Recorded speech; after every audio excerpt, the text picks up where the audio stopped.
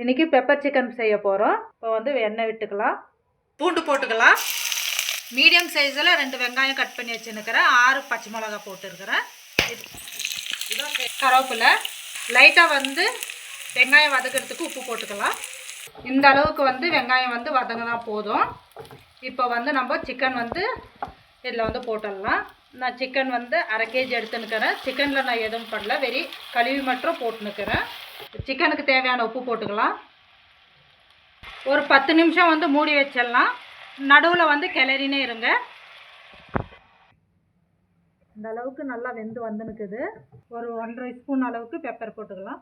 இந்த அளவுக்கு பெப்பர் போடும்போது வந்து நீங்கள் வந்து ஒரு வாட்டி வந்து உப்பு செக் பண்ணிக்கோங்க. உப்பு தேவையானதாக்கா போட்டுக்கோங்க. கொஞ்சம் கொத்தமல்லி போட்டுக்கலாம், கொஞ்சம் புதினா, லெமன் வந்து 1 புழிஞ்சு விட்டுடலாம். ரொம்ப நல்லா வந்திருக்குது பெப்பர் சிக்கனு. நீங்களும் வந்து ஒரு முறை வந்து ட்ரை பண்ணி பாருங்கள்.